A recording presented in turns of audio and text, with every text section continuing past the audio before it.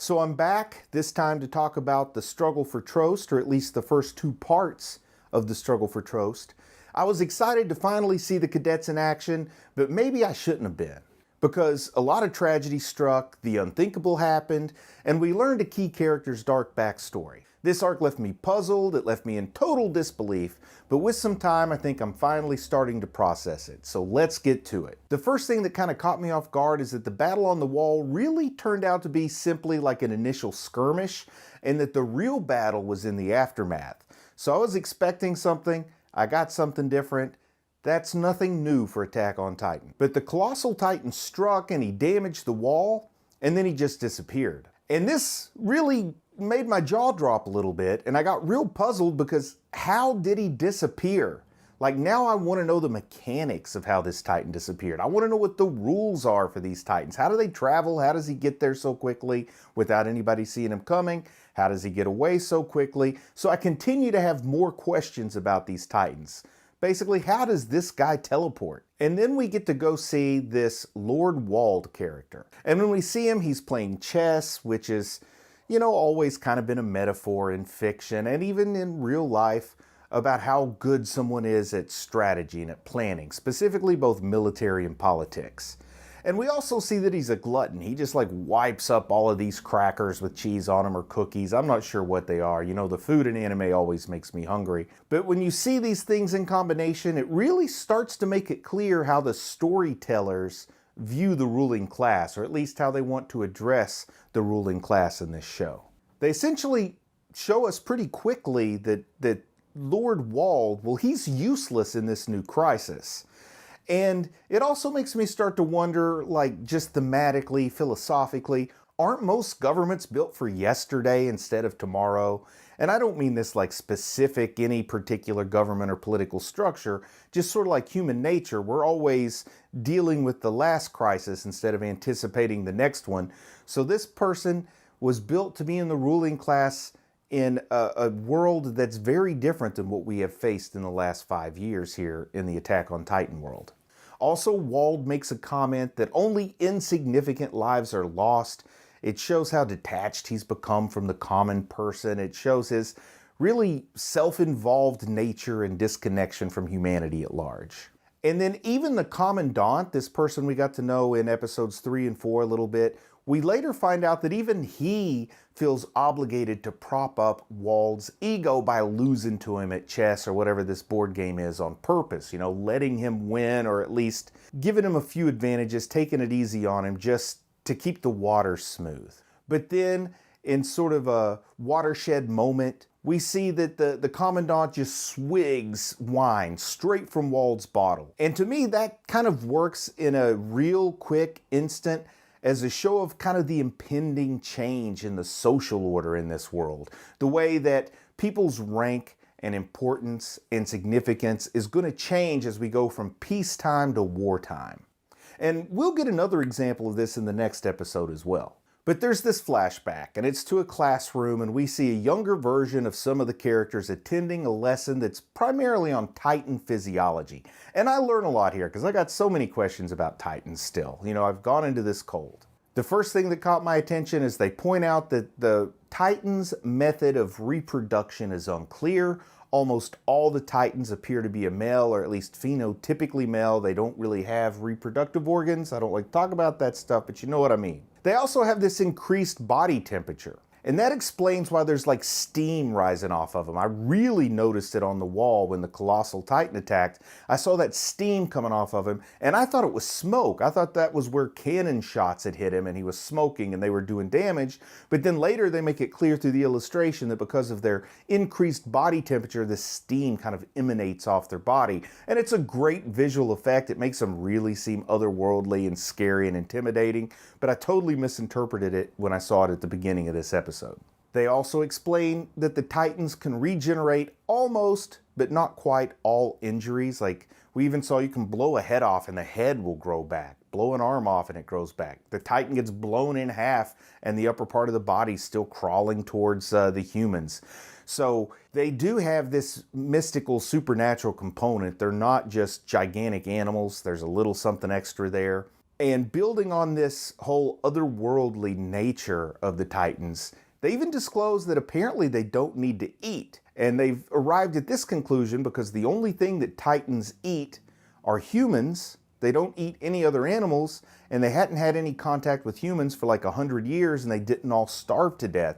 So apparently they don't need to eat. They don't hurt any animals but humans, and apparently they just eat humans out of pure spite or something. They call it a bloodlust.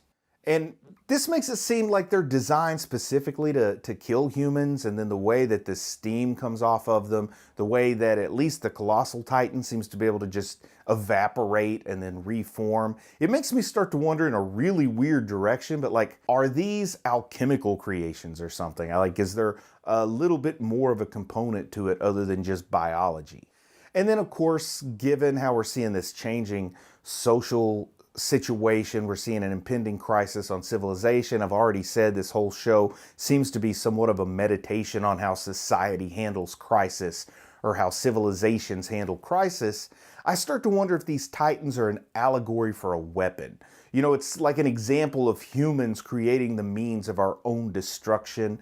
The first thing that comes to mind is that famous Oppenheimer quote, "I am become death, destroyer of worlds," which he was quoting from, I believe, a Hindu text, but that's all that's running through my head when I see this. And we're going to learn that civilization was once spread out, so it's possible that someone would want to create a weapon to use against another population of humans somewhere else, and this weapon sort of backfired and it kills everybody. But with this classroom scene, it's just another example, and I just want to compliment that I like how the basic information continues to drip out rather than just being dumped on us all at once. Back in Trost, we see that Mikasa is assigned to the rear guard, and these rear guard are the elite troops to protect the evacuation, the withdrawal, the retreat, whatever you want to call it, the relocation of the citizenry. But she tries to get out of it. She really tries to downplay her own skill, but everybody knows that Mikasa is like as good as it gets, particularly out of this group of fresh cadets that have recently graduated. And this leads to an interesting confrontation with Eren, where he wants her to snap out of it, to be real, to just do her job. And that just kind of seems strange with the sort of attachment I've seen from him earlier on. And then she tells him to try not to get killed, which seems like unnecessary advice. I would think that's kind of where most people would start from at zero, like your baseline is trying not to get killed. But of course, in the next episode, we're going to find out that Eren's not like most people in that regard. So she has a good reason, and she knows it, to tell him, try not to get killed. We see our young heroes just charge into battle. It's like this epic scene. It really looks at first like some kind of classic comic book, cartoon, you know, take your pick, Spider-Man, G.I. Joe, whatever. They're just charging off into battle, and it looks great, and it looks heroic. They're full of pride and bravery and enthusiasm. And in most shows or stories, this would be where they face sort of a lower level threat in their first outing. They'd show us what they've got as individuals, but they would struggle and either just barely win or have to be rescued by some more experienced soldiers. And then they would come away with that with the realization that they have to learn to work as a team. That would be kind of your typical, stereotypical character development in this moment. But this isn't most shows. They collide with the reality of war right away. They don't even get to complete their valiant charge before tragedy strikes, because in the middle of what I'll call their call to action, a Titan leaps up, kind of like a frog, slams into a tower, and then it's revealed that he has one of the cadets in his mouth. I believe it's Thomas who got chomped. So we got a Thomas chomp here to go along with the mom chomp. And then in what seems like the blink of an eye, you see fallen cadets all around, and I'm still going to call them cadets. I know they're recent grads, but please humor me on this. It just makes the conversation flow more easily. And on a rooftop, we see Eren, and he's been severely wounded. And I've watched this episode twice now, and it really looks like one of his legs is missing below the knee, like he has a below the knee amputation from this fight he's been in. And I experience a little bit of confusion here. A lot of disbelief. It just washed over me. I couldn't quite grasp what I'd just seen. And trust me, a whole lot more of that's yet to come. I thought I must have been mistaken. Like that wasn't really Eren there, because it wouldn't be the first time I've thought that one character was another character where I'm still learning to identify them with their visual cues. But no, I'm pretty sure that was really Eren there with the missing leg, so, or at least below the knee it was missing. Then we see Armin, and he's cowering on a rooftop. He's clearly not ready for the reality of battle. Like earlier, we saw that his hands were shaking very badly when he was trying to connect some canisters together, and it just shows us how he might be theoretically prepared for this, but he is definitely not realistically prepared for this. And then while I'm dealing with just how out of place Armin is and waiting to see his moment to shine, well, then this Titan with a beard shows up, like a big full beard. And the beard on the Titan looks so out of place to me. And then I started asking myself, like, why does this Titan have a beard and none of the rest do? And then I started to wonder, like, was this Titan once a man? And then I started having these crackpot theories come up, and I'll talk more about those in a little bit. But this Titan sets its eyes on Armin, picks him up, throws him down the hatch. Now, I thought this was the worst, most unexpected thing that could happen. I thought I was as emotionally crushed as I could be. I really wanted to see Armin develop, to find his place in this world, to finally get to apply those talents that we know he has. I thought this was absolutely the most incompatible thing with what I expected from this story that could happen, but I was wrong. There was something even more unexpected about to happen here, because Eren jumped into the Titan's mouth and he rescued Armin. A big heroic moment. I was cheering when I saw this. This was triumphant, right? No, wrong, very wrong. It's not triumphant, because now Eren is trapped in this Titan's mouth. I was glued to the screen. I was waiting to see how Eren would escape from this. How's he going to get out of this sticky situation? Because my TV heroes always find a way out of these spots. You know, when I grew up and I was watching shows, I would get a little tense, but I knew in the end the hero was going to find a way out of it. But Eren doesn't. Eren has his blade wedged between the Titan's teeth and there's blood around his eyes and he gets swallowed. And I experienced some stages of grief. You know, I had like the Kubler-Ross stages. I didn't quite go through all of them, but I could kind of recognize myself going through this in retrospect. First up was disbelief, and I thought, was this a dream sequence? Like, I'm totally in denial. This had to be a dream sequence. This is just like some kind of nightmare, and then Armin's going to wake up and we're going to realize that they haven't even left cadet camp yet. I mean, I was waiting for that. Then I started to go into some bargaining, like saying maybe Eren will cut his way out in the next episode. Maybe he's still going to escape yet. But I have to confess, I still haven't reached acceptance, because I still expect Eren to be saved somehow. Like, I can't let go of that right now. And then the crackpot theories kick in, because like I said, I'm willing to go to any ridiculous length to come up with a way that Eren survives this. And then I started to think, is this how new Titans are made? Because we've already been told that their reproduction is a mystery, so I start to wonder if this is like the werewolf vampire principle. Like, you get bitten by a werewolf, you turn into a werewolf. Same goes for a vampire. Maybe you get chomped by a Titan and you become a Titan. I know that's ridiculous, but I was so desperate here. I was just grasping at any kind of straw I could, because I'm not ready to let go of Eren yet. I mean, earlier I did speculate that Eren was willing to become a monster to fight a monster, but honestly I meant that more metaphorically, not quite like he would literally become a monster, at least not in this way. But like I said, I really don't know. I'm just trying anything to not have to let go of Eren's character yet. When episode 6 starts, Armin is understandably despondent, and when he jumps off the roof near the beginning of that episode, I forgot about his OMD. Like, I thought he was trying to hurt himself. I thought he was trying to say goodbye, cruel world, and he leaped off, and I was a little shocked there. But then, of course, the cables kick in, and his mobility device sends him flying through the sky across the town.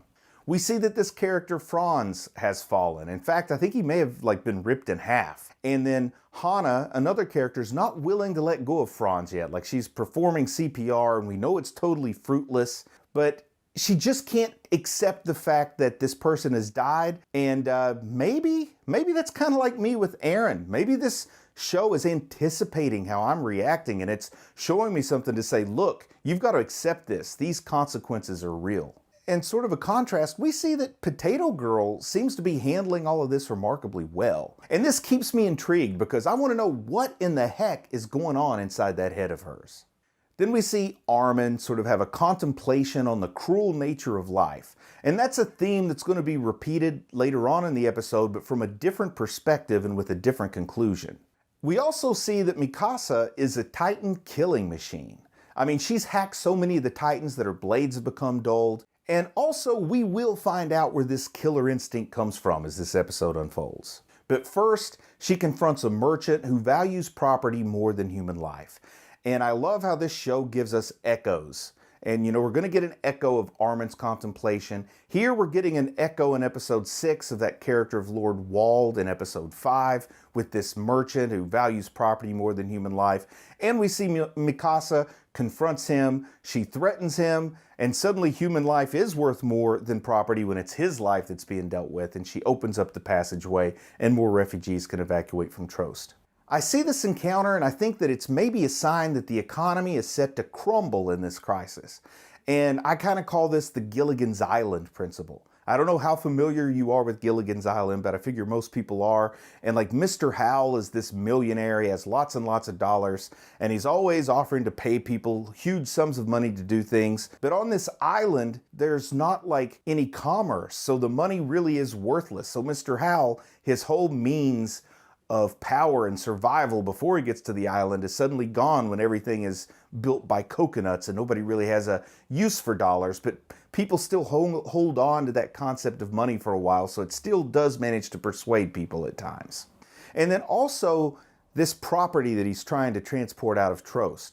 What if this is food or grain or fodder for livestock? Like, I don't know exactly what his cargo is, but we do have this increasing population density, and if that's food, well, that could be a difficult philosophical debate. Now, I don't mean a real debate, because in real world, if you're there in front of you, you're going to save that life you're looking at instead of thinking on down the road. At least most people would. I know I would. But the philosophical debate comes up where would it be better to die by Titan and maybe die quickly, or to die slowly by starvation? And maybe even more people will be affected if the food doesn't get through than if the people don't get through. Once again, just a philosophical question that I think the show might subtly be hiding underneath all this plot.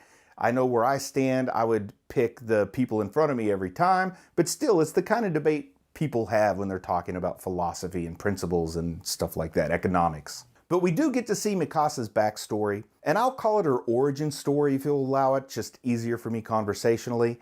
But the first thing that caught my attention is that her family lives in a cabin in the woods. And I feel like putting her family in this cabin, I mean, it's necessary for the story to unfold as it does, but also it's a good, quick, effective way to just show how the ratio was so much more favorable back then, the ratio of population to land, that is, because they're not all densely packed together like we'll see them in the cities that get attacked later in the series. This is a few years back, and we've got these folks in cabins that live mostly a solitary existence, something we are not going to see at all now that outposts are starting to fall and people are withdrawing to the inner walls. Eren and his father are going to Mikasa's cabin for a checkup because Eren's father is a doctor. I guess he's an actual medical doctor. I thought maybe he was just sort of an abstract scientist, but it looks here like no, he's a medical doctor. And I think this is set to be Eren and Mikasa's first meeting, but it goes awry in a major way because they discover that Mikasa's parents are slaughtered. And there's this horrible, horrible crime scene with dead bodies and blood, and it is so disgusting. And we see that Mikasa is missing, and this really sets a dark, scary tone for Mikasa's mid to early childhood. And then what happens here shows us some personalities in a snapshot. Grisha, the father, immediately goes to get the police, but Eren goes to get revenge. And I know he says it's a rescue mission to rescue Mikasa, but I really think he's more motivated by the idea of vigilante justice than simply rescue, because there are other ways to do this rescue.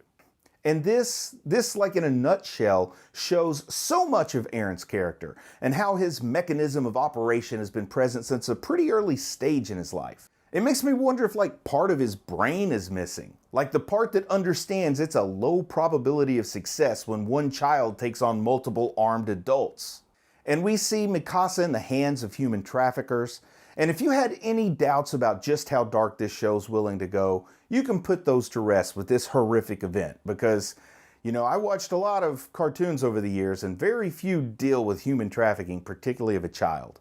And we also learn a little bit more about this world that we're living in Attack on Titan. We find out that Mikasa is considered exotic, that her mother's from the Far East, or at least she's descended from people from the Far East. And this kind of explains just how widespread this tragedy is. It shows that maybe this really is the only human settlement, at least on all of this supercontinent that I'm assuming is equivalent to Eurasia. Because in my mind, I keep thinking, are there other outposts of humans they're going to run into, sort of Walking Dead style? They're always finding encampments of humans on that. But I'm thinking if this person has come from the very far east to the very far west, probably this is it. But Eren arrives on the scene, and he just goes straight to stabbing. I mean, there's no hesitation, there's no remorse, and more concerning to me, there's no fear. So I think it's this attitude that's really what led him to get chomped in episode 5. And after seeing this, I'm surprised he even made it this far with his level of reckless courage. And then a key moment for Mikasa happens, when Eren gets ambushed and he calls on the cowering Mikasa to take action. So she meditates on the predator and prey concept that she's seen in the world, and this is kind of an echo of sorts of Armin's earlier contemplation, but it's from a different perspective and she reaches a different conclusion. She identifies suddenly more with the predator than the prey, which is the opposite of what we see through Armin's eyes and mind. But in this moment, a mighty warrior is born when Mikasa rushes to the kidnapper and she plants the knife through his back and directly into his heart. Back in Trost, a soldier calls for Mikasa to go up to the wall and to evacuate, but she turns down that chance at freedom and she leaves to go help the vanguard and to continue slaughtering Titans. And then in kind of a final moment, she concludes that even in these harsh conditions, she has a family and that with Eren, she can do anything. So this last statement, like, what does it mean? And what does it tell us? And how is Mikasa going to react when she finds out Eren has been eaten by a Titan? Like, is she just totally going to go rogue? Is she going to go off? Is she going to leave the walls? Is she suddenly going to detach herself from everything? Is she going to lose her own will to fight? Or is she going to try to do some crazy rescue mission? I don't know what's going to happen here, but I'm super curious. And being super curious, I'm in a hurry to go ahead and watch episodes 7 and 8, so I'm just going to stop it here. I think I've rambled on a little too long as it is. Thanks for watching. I'll talk to you soon.